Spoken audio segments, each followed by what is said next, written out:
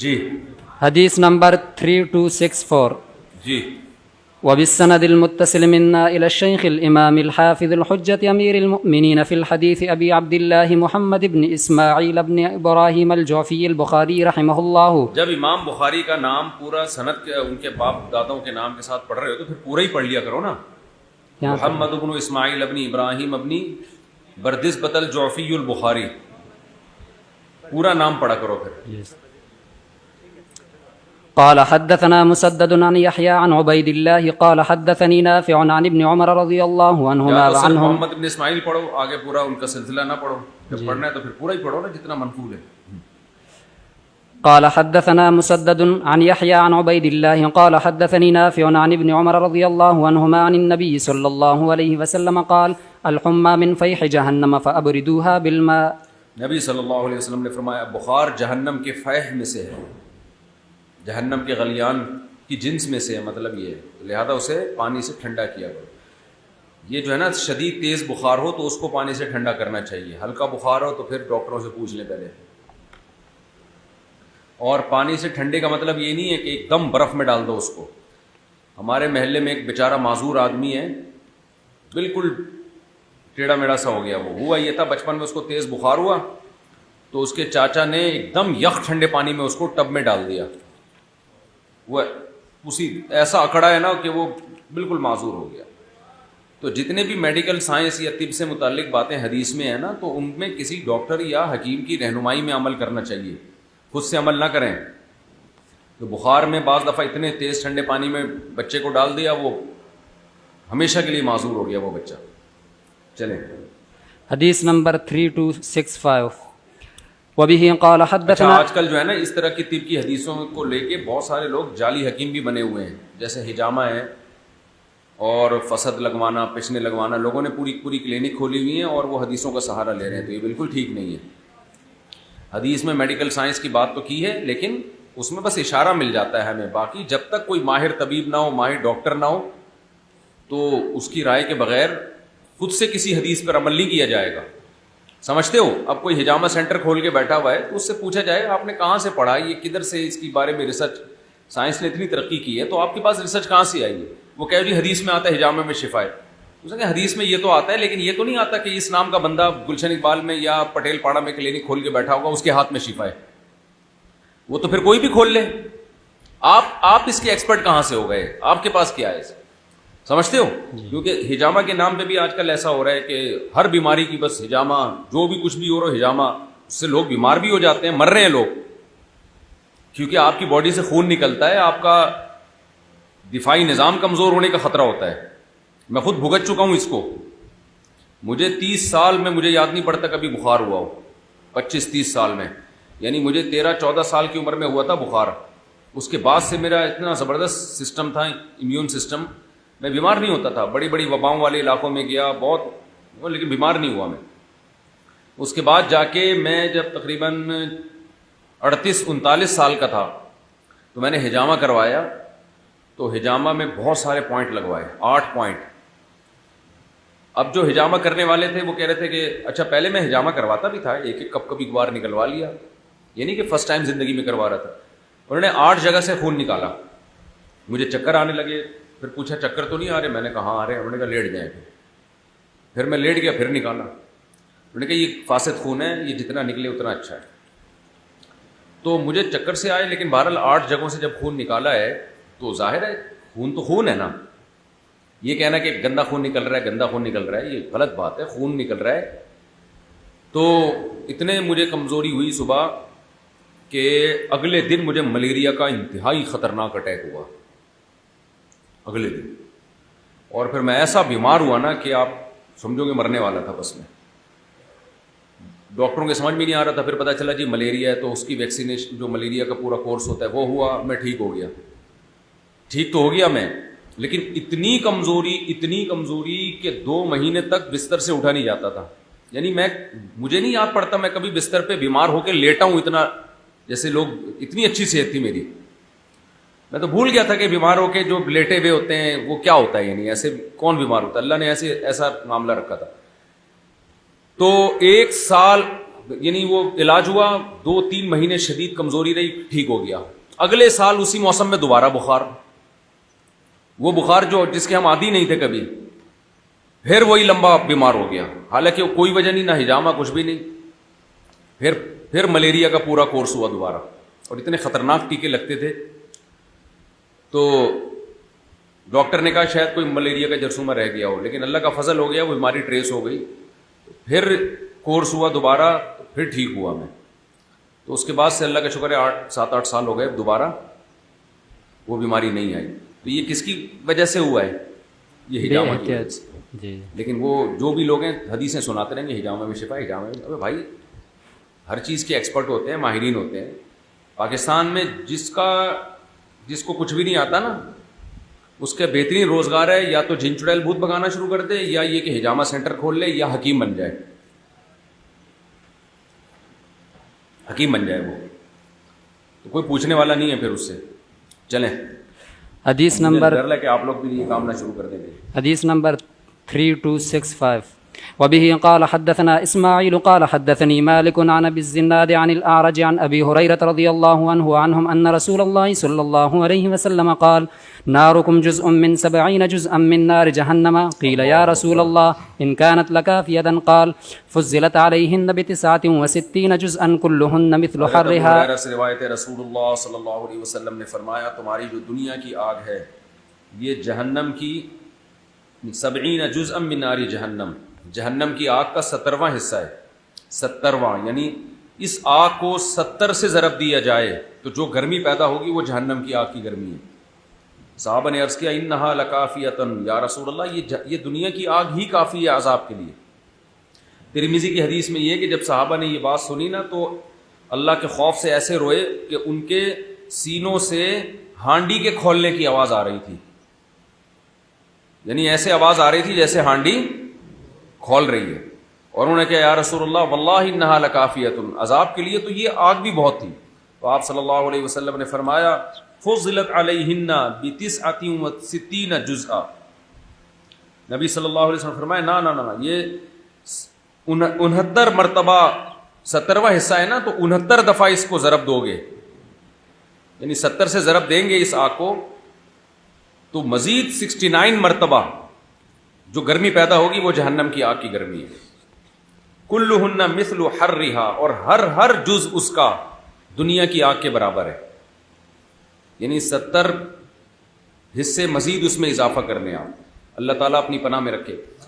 آپ اگر جہنم کی آیات یا احادیث میں جو جہنم کی وعیدیں آئی ہیں نا, ان میں انسان جب غور کرتا ہے تو ایک بات سامنے آتی ہے کہ جہنم اللہ کی صفت غضب کا اظہار ہے. جہنم جو ہے وہ اللہ کی صفت غضب کا اظہار, یعنی اس کی مثال ایسے ہے جیسے ہم کسی کو برداشت کرتے ہیں, جو اس کی اصل سزا بنتی ہے وہ بھی نہیں دیتے, لیکن وہ اس سے ناجائز فائدہ اٹھاتا ہے تو ایک دم کیا ہوتا ہے, انسان غصے میں آ کے اس کا دل کرتا ہے اس کا گلا دبا کے مار دے اس کو. کبھی مار دیتا ہے کبھی نہیں مارتا, تو پھر دل چاہتا ہے کہ اس کو بس جو مجھ سے ہو سکتا ہے نا اس کو نقصان پہنچاؤں. دنیا میں دیکھا ہوگا دشمنیوں میں بھوکے شیر کے آگے ڈال دیتے ہیں لوگ, پتہ نہیں کیا کیا کرتے ہیں. تو یہ کیا ہوتا ہے کہ آپ کی جو صفت غضب ہے نا وہ پیک پہ پہنچ چکی ہوتی ہے, لہذا پھر آپ اپنی اس صفت غضب کا اظہار کر رہے ہوتے ہو. اس میں پھر اصل مقصد سزا دینا یا نہ دینا نہیں ہوتا, آپ کی صفت غضب انتہا کو پہنچ چکی ہوتی ہے. تو اللہ تعالیٰ کا بھی یہ معمول ہے, اصول ہے کہ اللہ نے اپنے بندوں کو بخشنے کے لیے بہت سارے بہانے رکھے ہیں کہ جتنے بھی گناہ کر لے گا موت سے پہلے توبہ کا دروازہ کھلا ہوا ہے, اور توبہ پہ کوئی جرمانہ نہیں ہے. بس 2 آنسو بہاؤ, آنسو نہیں بھی آ رہے تو آنسو بہانے کی کوشش کر لو. رونا آ رہا ہے ٹھیک ہے, رونا نہیں آ رہا تو رونے جیسی صورت بنا لو. اتنا سستا آپشن جرم کی معافی کا دنیا میں کہیں بھی نہیں ہے.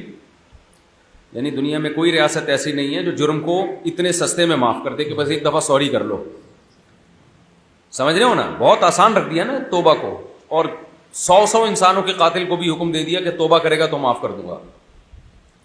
تو جب اتنے آپشن رکھے اللہ تعالیٰ نے, اس کے بعد بھی کوئی نہ توبہ کرے اور نعمتوں سے صبح و شام فائدے اٹھاتا رہے, اور اسی نافرمانی کی حالت میں مر جائے تو پھر آخرت میں ہوگا کیا؟ اللہ کی صفت غضب کا اظہار ہوگا. پھر وہ صفت غضب کا ایسے ہی اظہار ہوگا کہ ایسی بھٹی میں ڈال دے گا کہ اس سے زیادہ عذاب ممکن نہیں ہے. کیونکہ انسانوں کی صفت غضب اور اللہ کی صفت غضب میں اتنا ہی فرق ہے جتنا اللہ میں اور انسانوں میں فرق ہے. لوگ کہتے ہیں نا ملحد لوگ کہ اتنا سخت عذاب کیوں رکھا ہے بھائی، یہ تو اللہ کے ظالم ہونے کی دلیل ہے معاذ اللہ.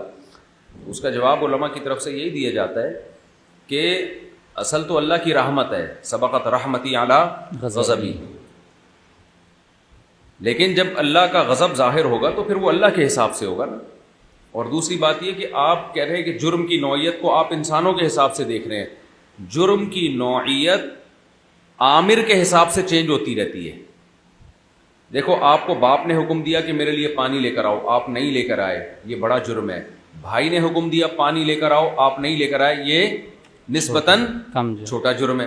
حالانکہ دونوں آرڈر سیم ہے نا، یہاں بھی پانی نہیں لے کر آئے، وہاں بھی پانی نہیں لے کر آئے، آرڈر سیم ہے.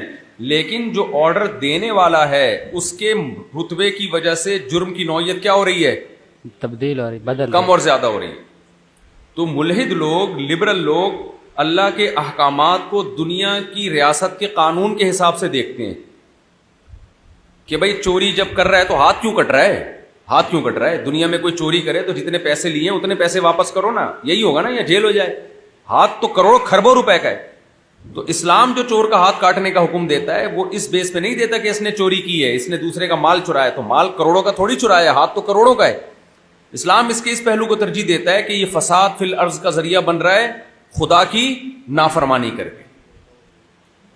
تبھی چوری جب ثابت ہو جائے تو جس کی چوری کی ہے اس کو معاف کرنے کا آپشن اس کے پاس نہیں ہے، کیونکہ اب یہ مجرم اللہ کا بن چکا ہے. جب گواہوں سے ثابت ہو گیا نا اس نے چوری کی ہے تو یہ مجرم کس کا ہے؟ اللہ کا ہے. تو اللہ ہی معاف کر سکتا ہے، مخلوق معاف نہیں کر سکتی اس کو. تبھی تو ہاتھ کاٹ، مخلوق تھوڑی کسی کا ہاتھ کٹوا سکتی ہے، تو بطور حد کے ہاتھ کاٹا جاتا ہے کیونکہ اس کو اللہ کا مجرم سمجھا گیا ہے. تو اللہ تو ہاتھ کیا پورا گردن اڑانے کا بھی حکم دے تو کم ہے اس کے لیے جائز ہے. سمجھتے ہو کہ نہیں سمجھتے ہو؟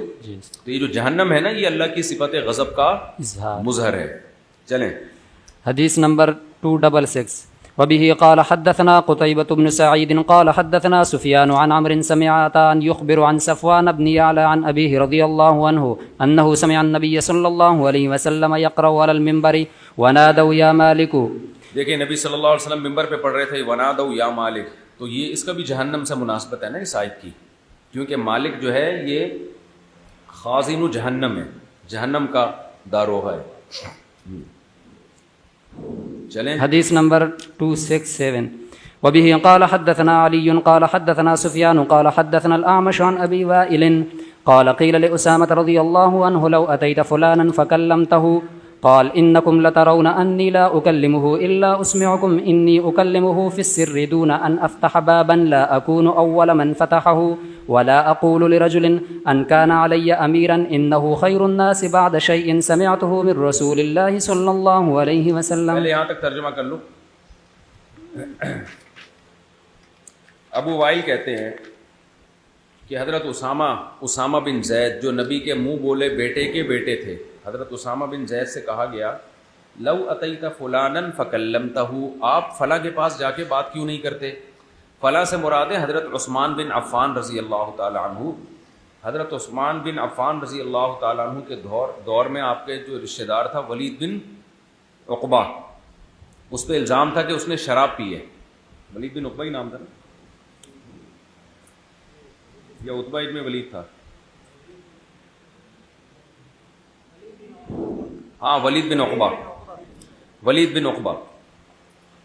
تو حضرت عثمان رضی اللہ تعالیٰ عنہ سے سزا نہیں دے رہے تھے. اس کی وجہ یہ تھی کہ حضرت عثمان کے پاس پایہ ثبوت تک یہ بات نہیں پہنچی تھی. پھر وہ گورنر بھی تھا تو حضرت عثمان نے اس کو معزول بھی نہیں کیا.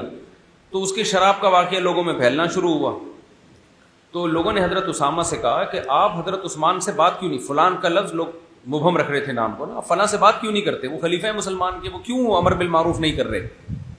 تو حضرت اسامہ نے کیا کہا، انکم لترون انی لا اکلمہ، تم یہ سمجھتے ہو کہ میں عثمان سے اس بارے میں بات نہیں کر رہا، الا اسمعکم، میں بات نہ کروں الا یہ کہ میں تمہیں سناؤں، یعنی تم یہ چاہتے ہو کہ میں تمہیں بتا کے عثمان سے بات کروں. تمہارے سامنے جا کے بات کروں حضرت عثمان سے کہ آپ میں یہ غلطی ہے، آپ میں یہ غلطی ہے، کہا کہ انی اکلمہ فی السر دون ان افتح بابا، میں ان سے بات کروں گا تو خفیہ ملاقات میں بات کروں گا، فی السر، کیوں؟ اس لیے کہ میں نہیں چاہتا کہ میں ایک فتنے کا دروازہ کھول دوں، لا اکون اول من فتح، میں ایسا نہیں بننا چاہتا کہ سب سے پہلے فتنے کا دروازہ میں کھولوں۔ یہ بہت اہم حدیث ہے۔ کیا مطلب؟ وہ مسلمانوں کے خلیفہ ہیں، تو ممبر پہ یا پبلک کے سامنے ان کو برا بلا کہنا یا ان پہ اعتراض کرنا یا یہ کہنا کہ ان کو یہ چاہیے کہ یہ کریں یہ نہ کریں، اس سے فتنے کا دروازہ کھلنے کے علاوہ کچھ بھی حاصل نہیں ہوگا۔ تو وہ امیر ہیں مسلمانوں کے، تو میں جب بند کمرے میں ان سے ملاقات ہوگی تو میں ان سے بات کروں گا، تو میں بتا کے نہیں کروں گا، یہ کام میں پہلے سے ہی کر رہا ہوں۔ نہیں، یہ بات سمجھ میں، اس سے یہ بھی پتہ چلتا ہے کہ آج ممبر پہ حکمرانوں کے خلاف زبردست لوگ تقریریں کر رہے ہوتے ہیں، اس سے ان کی خیر خواہی مقصود نہیں ہوتی، اور جب بند کمرے میں ملاقاتیں ہوتی ہیں تو پھر کیا ہوتا ہے؟ سوائے مکھن لگانے کے اور چاپلوسی کے کچھ بھی نہیں ہوتا۔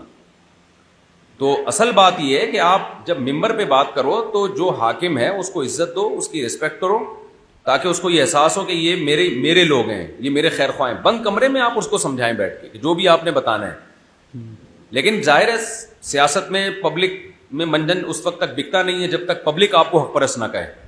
تو یہی چل رہا ہے آج کل، اپنا نام آگے آئے، لوگ مجھے حق پرست سمجھیں، لوگ بولیں یار ڈنکے کی چوٹ پہ حق بیان کرتا ہے، اس کو تو اپریشیٹ کیا جاتا ہے اس عمل کو، یہ نہیں دیکھا جاتا یہ جو ڈنکے کی چوٹ پہ حق بیان کر رہا ہے اس سے سوسائٹی میں کوئی تبدیلی بھی آ رہی ہے، یہ نفرتوں کے علاوہ کچھ بھی نہیں پھیل رہا۔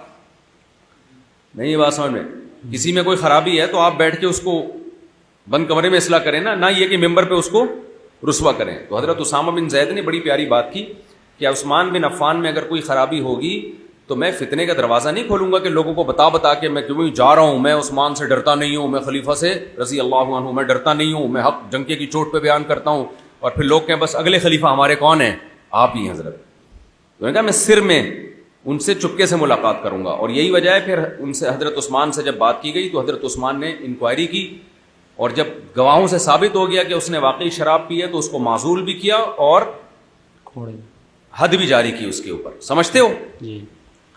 پروپیگنڈا بہت زیادہ ہو جاتا ہے نا، بعض دفعہ فوراً مطالبہ کیا جاتا ہے یہ حاکم یہ کیوں نہیں کر رہا، حاکم کے پاس ثبوت نہیں ہوتا، یا اس کے پاس ایک طرف برائی کا ثبوت ہے، نہ ہونے کے بھی بہت سارے قرائن ہوتے ہیں، تو وہ ہر پہلو سے دیکھ رہی ہوتی ہے ریاست، اور عوام جذباتی ہوتی ہے۔ عوام کو بس ایک چیز ہے کہ فرانس پہ پابندی لگاؤ، گورنمنٹ کو پتا ہوتا ہے فرانس کے سفیر پہ پابندی لگا دی تو فرانس نے اگر ہم پہ پابندی لگا دی نا تو جو رہی صحیح حالت ہے وہ بھی کیا ہو جائے گی؟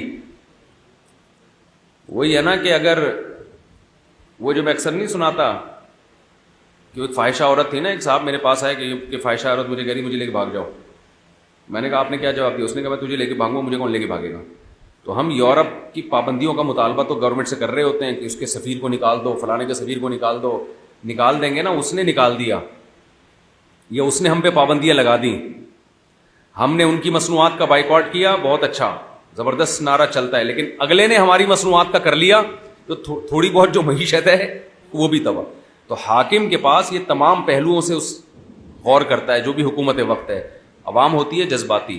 تو حضرت اسامہ بن زید کے اس واقعے میں ہمیں سبق ملتا ہے کہ حاکم میں کوئی خرابی ہو تو ممبر پہ اس کو رسوا کرنے کے بجائے پہلی کوشش کیا کی جائے؟ بند کمرے میں، پھر بھی بات نہ ہو تو پھر احتجاج ہے، پھر اگلے مراحل۔ تو بہت سے لوگ ہم نے دیکھے ہیں کہ بند کمرے میں تو چاپلوسی میں لگے ہوئے ہوتے ہیں، ممبر پہ آ کے یا دھرنوں میں بڑی بڑی تقریریں کر رہے ہوتے ہیں، اور عوام ان کو برحق سمجھتی ہے۔ عوام کبھی یہ نہیں دیکھتی کہ سوسائٹی میں حقیقی تبدیلی کون لے کر آ رہا ہے۔ یہ جذباتیت سے ہٹنا چاہیے۔ چلیں بھائی۔ قالوا وما سمعته يقول قال سمعته يقول يجاء بالرجل يوم القيامة فيلقى في النار فتندلق أقطابه في النار۔ حضرت اسامہ نے فرمایا کہ میں یہ بھی نہیں کہوں گا کہ وہ امیر ہیں تو وہ سب سے بہتر ہیں دنیا میں، یعنی ان کے سامنے میں یہ نہیں کہوں گا، بلکہ کوئی خرابی ہوگی تو اس کو ہائی لائٹ کروں گا میں، کیونکہ نہی علی المنکر اللہ نے فرض کیا ہے امت پر، تو وہ نہی علی المنکر کا کام بھی میں کروں گا۔ اب آگے جو حدیث ہے نا اس میں یہ بتا رہے ہیں کہ میں نے نبی سے یہ سنا ہے کہ قیامت کے دن ایک شخص لایا جائے گا، جہنم میں ڈالا جائے گا، اور اس کی آنتیں نکل جائیں گی پیٹ سے، اور وہ آنتوں کو لے کے نا آگ کے گرد ایسے گھوم رہا ہوگا جیسے گدھا چکی کے گرد گھومتا ہے۔ تو لوگ اس کے پاس آئیں گے کہ تو یہاں کیسے، تو ہمیں برائیوں سے روکا کرتا تھا، تو وہ جواب میں کہے گا کہ میں خود تمہیں روکتا تھا مگر خود برائی سے نہیں بچتا تھا۔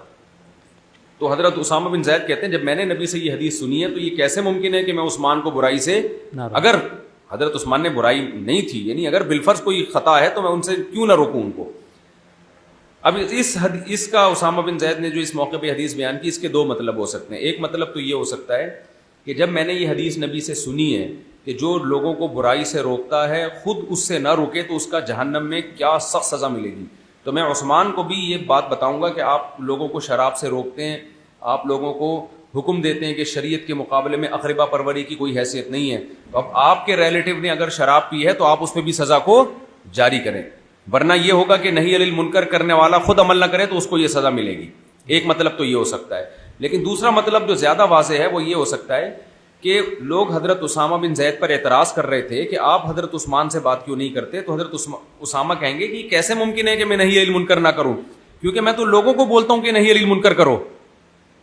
تو جب میں لوگوں کو نہی عن المنکر کی ترغیب دیتا ہوں تو میں خود کیوں نہی عن المنکر نہیں کروں گا. میں ضرور حضرت عثمان کو بتاؤں گا کیا صحیح ہے کیا غلط ہے, لیکن تمہیں بتا کے نہیں, شو مارنے کے لیے نہیں, بلکہ اصلاح کے جذبے سے. اور میں عثمان کو اس لیے نہی عن المنکر سے روکنے کی کوشش کروں گا کہ میں نے نبی سے یہ سنا ہے کہ جو دوسروں کو کسی حکم کی کام کی ترغیب دے خود نہ کرے وہ جہنم میں جائے گا. تو میں جب لوگوں کو نہی عن المنکر کی ترغیب دیتا ہوں خود نہی عن المنکر نہ کروں تو یہ وعید میرے اوپر بھی صادق آتی ہے. سمجھ رہے ہو کہ نہیں سمجھ رہے؟ یعنی یہ تو تمہارے بتائے بغیر میں خود یہ کام کروں گا, لیکن اپنے طریقے سے کروں گا, تمہارے طریقے سے نہیں کروں گا. تو یہ بات عوام کو بتا دینی چاہیے. علماء کو چاہیے کہ جب عوام آئے نا کہ فلاں کے خلاف بیان داغو, فلاں کے خلاف بیان داغو, حق پرستی کا اظہار کرو, تو آپ اس کو بولیں بھائی ہمیں پتہ ہے کس کے خلاف بیان داغنا ہے کس کے خلاف نہیں داغنا ہے, احتجاج کیسے کرنا ہے. ہم نے احتجاج کا یا نہی عن المنکر کا وہ طریقہ اختیار کرنا ہے جو مؤثر ہو, وہ طریقہ نہیں جس سے عوام میں منجن بکے, ہمارا عوام زندہ باد کے نعرے لگائے. چلو بھائی, اس کے لیے سیاسی لوگ ہول سیل کے حساب سے پڑے ہوئے. فتندلق اقطابه في النار فيدور كما يدور الحمار برحاه فيجتمع اهل النار عليه فيقولون اي فلان ما شأنك اليس. حضرت استاد صاحب ایک دفعہ ایک بڑا غلط قانون پاس ہوا تو استاد صاحب کے پاس میں گیا کہ اس پہ ہمیں احتجاج کرنا چاہیے. استاد صاحب نے فرمایا کہ یہ قانون بڑے آرام سے تبدیل ہو سکتا ہے, لیکن اگر احتجاج شروع کر دیا نا ممبروں پہ یا دھرنے شروع کر دیا تو یہ کبھی بھی تبدیل نہیں ہوگا, اس لیے کہ بین الاقوامی دنیا متوجہ ہو جائے گی اور دباؤ آئے گا وغیرہ وغیرہ. استاد صاحب نے کہا اتنا غلط قانون ہے کہ اگر آپ زرداری سے اکیلے میں ملاقات کریں نا اس کو سمجھائیں تو زرداری بھی اس قانون کی حمایت نہیں کرے گا, ٹھیک ہے نا, اتنا غلط قانون ہے. لیکن تمیز سے ہو سکتا ہے, الگ الگ سب سے ملاقاتیں کی جائیں اور ان کو سمجھایا جائے تو یہ بڑے آرام سے چینج ہو جائے گا. تو اس طرح کی سوچ کی میرا خیال ہے بہت شدید ہمیں, لیکن ظاہر ہے اس طرح جب آپ تبدیل کریں گے تو نام آپ کا نہیں آئے گا کہیں بھی. نام جب ہی آئے گا جب آپ کنٹینر لے کے روڈ بند کر کے چڑھ جائیں اس کے اوپر, شور مچائیں اور یہ کر دو اور وہ کر دو اور یوں کر دو, تو لوگ کہیں گے یہ ہے حق پرست, چاہے وہ تبدیلی نہ بھی ہو, بلکہ بین الاقوامی طاقتیں اور زیادہ متحرک ہو جائیں کہ یہ تو تبدیل ہونے ہی نہیں دینا ہم نے. چلو نہیں آ رہی بات. أليس كنت تأمرنا بالمعروف وتنهانا عن المنكر قال كنت آمركم بالمعروف ولا آتيه وأنهاكم عن المنكر وآتيه. ورواه غندر عن شعبة عن اس حدیث کا مطلب یہ نہیں ہے کہ آپ کسی گناہ سے نہیں بچ رہے تو اس کو سے لوگوں کو روکنا بھی چھوڑ دیں. اس کا مطلب ہے روکتے رہیں مگر خود بھی بچیں. لوگ الٹا مطلب لیتے ہیں حدیث کا کہ ہم سے چونکہ گناہ چھوٹ نہیں رہا تو اب ہم لوگوں کو بھی منع کرنا چھوڑ دیتے ہیں. نہ بھائی, لوگوں کو تو منع کریں اور خود بھی بچنے کی کوشش کریں. چلو باب صفت ابلیس وجنوده وقال مجاہد ويقذفون يرمون. میرے والد صاحب بتاتے تھے ہندوستان میں تبلیغ جماعت کے ایک عالم تھے, ان کے سامنے جب یہ حدیث کسی نے, عالم تھے لیکن بعض دفعہ حدیث نظر سے نہیں, یعنی بھول جاتا ہے انسان, تو ان کے سامنے یہ حدیث کسی نے پڑھی کہ جو نہی عن المنکر کرتا ہے اور خود نہیں بچتا اس کا جہنم میں کیا حشر ہوگا. تو والد صاحب کہتے ہیں وہ پھوٹ پھوٹ کے رونے لگے. وہ تبلیغ جماعت کے بزرگ تھے کہ ہمارا کیا حشر ہوگا, حالانکہ وہ بچتے تھے گناہوں سے, لیکن جن پہ اللہ کا خوف ہوتا ہے نا تو وہ بہت زیادہ ان پہ خوف کا غلبہ ہوتا ہے کہ کہیں ایسا نہ ہو ہم سے کوئی گناہ ہو جائے, پھر ہمارا حشر کیا ہوگا قیامت کے دن. چلیں. وقال مجاہد ويقذفون يرمون. ہاں بھائی, باب صفت ابلیس و جنودہ, ابلیس کی صفات بیان ہو رہی ہیں. ابلیس کے اندر جو کوالٹیز پائی جاتی ہیں اور ابلیس کے لشکروں کے اندر جو کوالٹیز پائی جاتی ہیں ان کا بیان ہو رہا ہے. اچھی کوالٹی نہیں بلکہ بری صفات جو پائی جاتی ہیں. ویسے تو کوالٹی عام طور پر اچھی پر ہی اس کا اطلاق ہوتا ہے. تو ابلیس کے بارے میں رپورٹ ہم پڑھیں گے, ابلیس کیا بلائے. اچھا تو ابلیس جو ہے نا اس کے بارے میں ہمیں زیادہ پڑھنے کی ضرورت نہیں. جتنا اچھا ہم سب ابلیس کو جانتے ہیں اور پہچانتے ہیں اتنا میرا خیال ہے کوئی بھی نہیں پہچانتا. ہمارا صبح شام شیطان سے واسطہ پڑھتا ہے. کیا ہو گیا ایسے بول رہے ہو جیسے آپ کا کبھی واسطہ ہی نہ پڑا اس سے. اچھا میرے بھائی, ابلیس کو ابلیس کیوں کہا جاتا ہے اس میں بڑا علماء کا اختلاف ہے. بعض نے کہا یہ عجمی لفظ ہے, غیر منصرف ہے کیونکہ عربی میں آ گیا یہ. جی. بعض نے کہا کہ نہیں یہ لفظ عربی ہے لیکن اور یہ ابلسا سے نکلا ہے. ابلسا یبلسو کا معنی مایوس ہونا, فہم مبلسون ہے نا قرآن میں, فَإِذَا هُمْ مُبْلِسُونَ تو مایوس ہونا. تو ابلیس چونکہ اللہ کی رحمت سے مایوس ہو گیا ہے تو پھر سوال پیدا ہوتا ہے غیر منصرف کیوں ہے. تو بعض علماء نے کہا کہ یہ لفظ عربی ہے لیکن چونکہ اس کی کوئی نظیر ملتی نہیں ہے اس وزن پہ تو اس لیے دیکھنے میں عجمی لفظ جیسا ہے. تو صورتاً عجمی ہے اس لیے علمیت اور عجمہ کی وجہ سے غیر منصرف ہے. تو مختلف اقوال ہیں لیکن راجح بات یہی ہے کہ یہ لفظ ہی عجمی ہے اور اس کا مادہ اشتقاق ہمیں معلوم نہیں ہے. اچھا ابلیس جنات میں سے تھا یا شیاطین میں سے تھا؟ راجح قول تو یہی ہے کہ جنات میں سے تھا کیونکہ کان من الجن ففسق عن امری ربی, قرآن میں آتا ہے یہ جن میں سے تھا اور اللہ کے حکم کی نافرمانی کی. لیکن بعض صحابہ اور علماء کی ایک جماعت اس طرف گئی ہے کہ یہ فرشتوں میں سے تھا لیکن یہ وہ واحد فرشتہ ہے جس نے خدا کے حکم کی تکبر کی وجہ سے نافرمانی کی جس کی وجہ سے اس کو جنات میں شامل کر دیا گیا. بعض علماء کی یہ بھی رائے اگرچہ ضعیف قول ہے لیکن یہ بھی تو ان کی نظر میں کان من الجنی کا مطلب سارا من الجنی, جنات میں سے ہو گیا وہ. اور ان کی دلیل یہی ہے کہ قرآن میں جگہ جگہ آتا ہے فسجد الملائکۃ کلھم اجمعون الا ابلیس, تمام فرشتوں نے سجدہ کیا سوائے ابلیس کے. تو کہتے ہیں اس سے تو لگ رہا ہے کہ ظاہر یہی ہے کہ مستثنا میں اصل یہی ہے کہ متصل ہوتا ہے, مستثنا منہو کی جنس میں سے ہوتا ہے, اصل یہی ہے جب تک اس کے خلاف کوئی واضح دلیل نہ ہو. دوسرا قرآن میں جگہ جگہ آتا ہے ہم نے فرشتوں کو حکم دیا کہ آدم کو سجدہ کرو, جنات کا تو ہے ہی نہیں کہیں. وَإِذْ قُلْنَا لِلْمَلَائِكَةِ اسْجُدُوا لِآدَمَ, اس وقت کو یاد کرو جب ہم نے فرشتوں سے کہا آدم کو سجدہ کرو. فَسَجَدَ الْمَلَائِكَةُ كُلُّهُمْ أَجْمَعُونَ, سارے فرشتوں نے سجدہ کیا. پشتوں میں فرشتے کو فرشتہ بولتے ہیں. سارے فرشتوں نے سجدہ کیا الا ابلیس, مگر ابلیس نے. تو اس کے ظاہر سے پتہ چل رہا ہے کہ وہ کیا تھا, فرشتہ. علامہ ابن تیمیہ رحمہ اللہ نے یہ تطبیق دی ہے کہ اصل میں فرشتوں میں سے تھا لیکن یعنی ظاہری گیٹ اپ اس کا فرشتوں جیسا تھا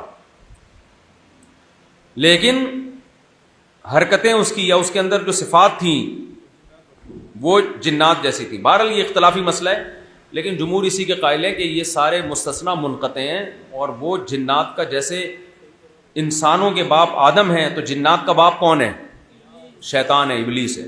سمجھتا ہے بات کو؟ تو یہ صرف آپ کو بتانا مقصد تھا کہ یہ کوئی اجماعی مسئلہ نہیں ہے کہ شیطان جنات میں سے ہے. بعض علماء اس کے قائل ہیں کہ وہ بھی فرشتوں میں سے تھا لیکن اس کو جنات میں شامل کیا گیا اس کی حرکتوں کی وجہ سے.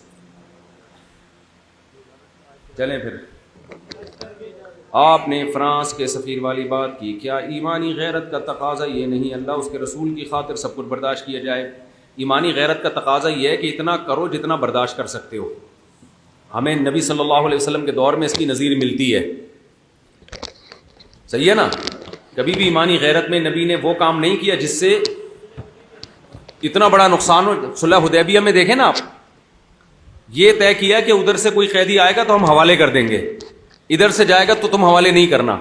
بظاہر یہ چیزیں غیرت کے خلاف تھی لیکن مصلحت کا تقاضا تھی. دیندار لوگوں کے ساتھ سب سے بڑا مسئلہ یہ ہے کہ وہ عواقب اور انجام سے بے خبر ہو کے فیصلے کرتے ہیں.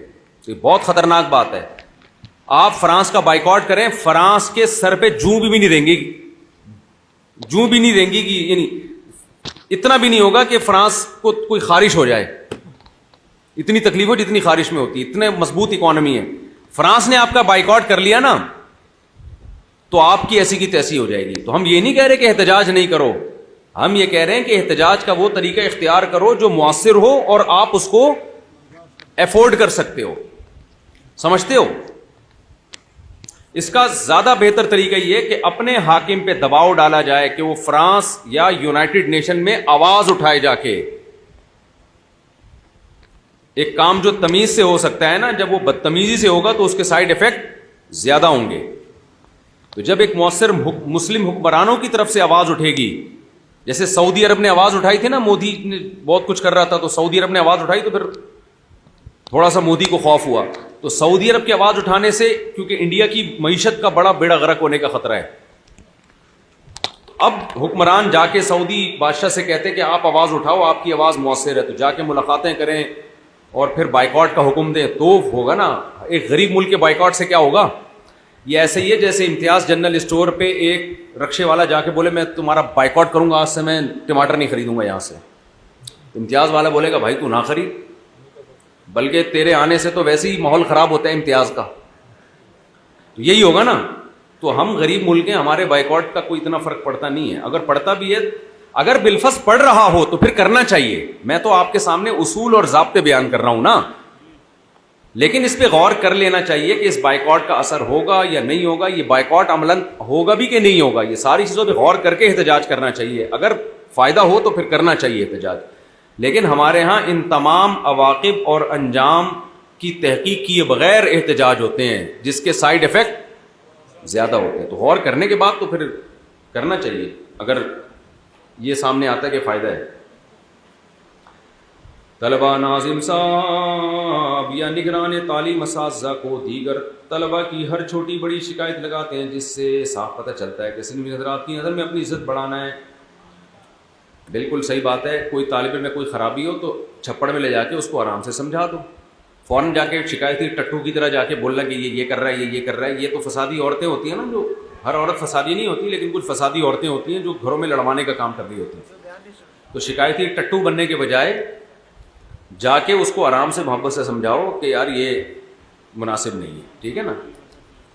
اچھا میرے بھائی، 6 ماہ کا حمل گرانا، ڈاکٹر نے الٹرا ساؤنڈ کے بعد بتایا کہ بچے کا سر ٹھیک نہیں ہے، اس میں زہریلی گلٹی ہے جس سے زچہ و بچہ دونوں کی جان کو خطرہ ہے. عورت اسقاط کے ذریعے ممکن ہے، اس صورت میں کیا کرنا چاہیے؟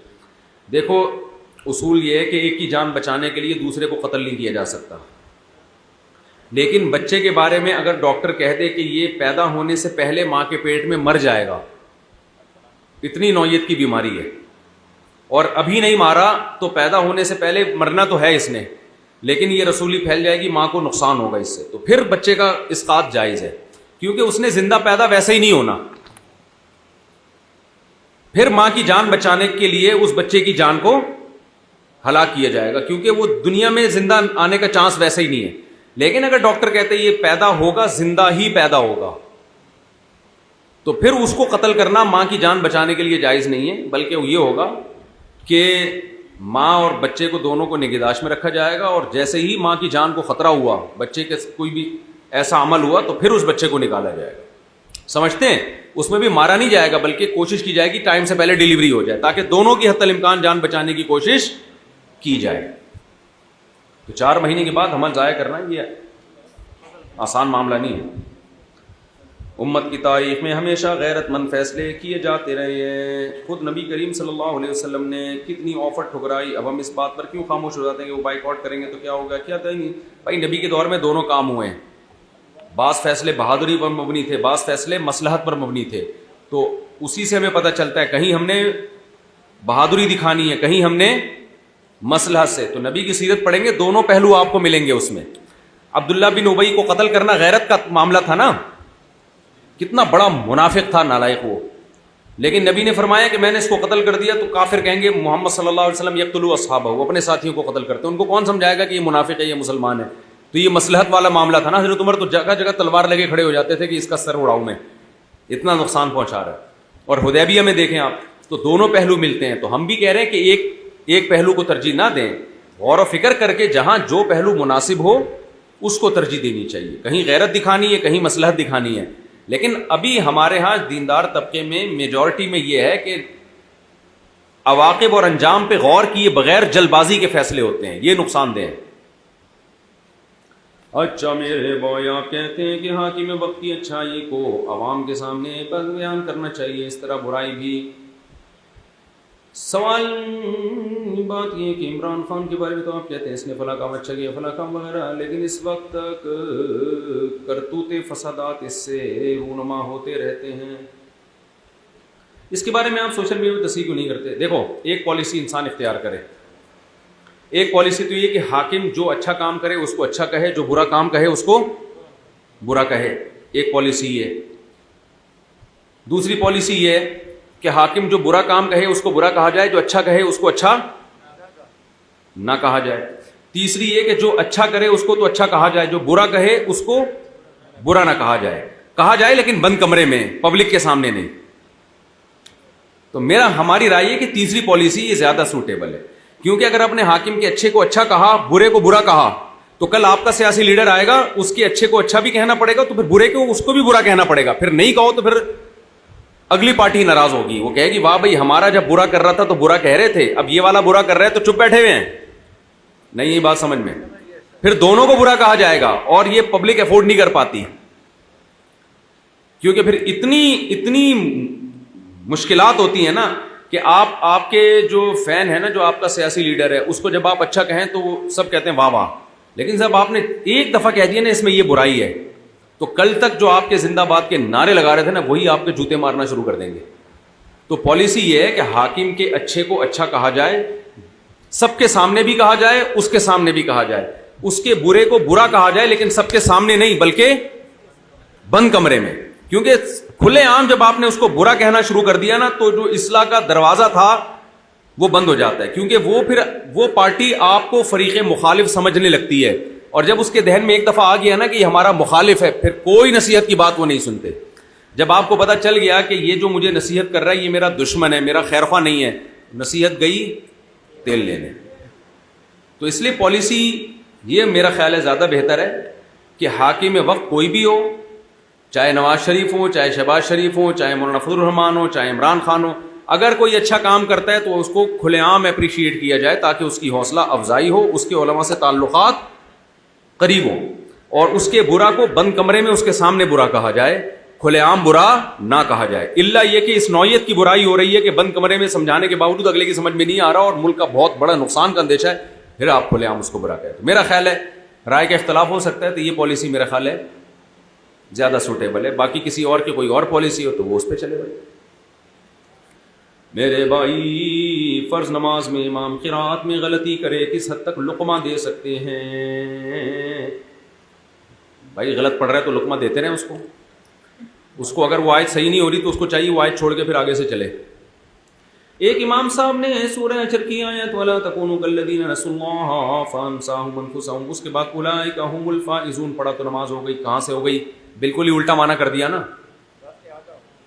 جہنمیوں کو کامیاب کہہ دیا. تو اس کو جیسے فائزون بولے تو اس کو فوراً بولے خاسرون ہے بھائی، یا فاسقون ہے، ایسے بولیں اس کو. یہ نہیں بولے کہ فاسقون ہے، بولیں الفاسقون. یا اعادہ لازم ہوگا، تو اگر وہ اس نے صحیح نہیں کیا اس کا تو پھر اعادہ لازم ہوگا، کیونکہ یہ غلطی ایسی ہے جو بالکل کفریہ معنی پیدا کر رہی ہے. رات کو امام صاحب نے ایسا کیا ہے، کیا کہہ رہے ہیں؟ اچھا میرے بھائی، فرشتوں کا ایمان تو مبنی ہوتا ہے، نہ بڑھتا ہے نہ کم ہوتا ہے، تو پھر کیسے اس نے شیطان نے اللہ کے حکم کا انکار کیا؟ میں تو ان علماء کی دلیل دے رہا ہوں جو شیطان کو فرشتہ مانتے ہیں. تو راجح بات تو یہی ہے نا، دلائل کے روح سے زیادہ مضبوط بات جو جمہور کا قول ہے وہ یہی ہے کہ شیطان فرشتوں میں سے نہیں تھا بلکہ جنات میں سے تھا. کیونکہ یہ اشکالات ہوتے ہیں کہ فرشتے تو اللہ کے حکم کی نافرمانی نہیں کرتے. تو وہ علماء جو شیطان کو فرشتہ مانتے ہیں، ہو سکتا ہے وہ اس کی تعویل کرتے ہو کہ یہ عام قاعدہ ہے لیکن قاعدہ کلیہ نہیں، ہر قاعدہ کلیہ سے کچھ مستثنیات ہوتے ہیں. تو فرشتے اللہ کے حکم کی نافرمانی نہیں کرتے، لیکن شیطان ایک ایسا فرشتہ تھا جو فرشتہ ہو کے بھی کم وقت نے نافرمانی کی، یعنی اس کے ضمیر میں اور مزاج میں نافرمانی نہیں ہے، پھر بھی اتنا تکبر کے پھر بھی کی. تو وہ ان کی طرف سے یہ تعویل ہو سکتی ہے، لیکن راجح بات یہی ہے کہ کان من الجن، کان من الجن.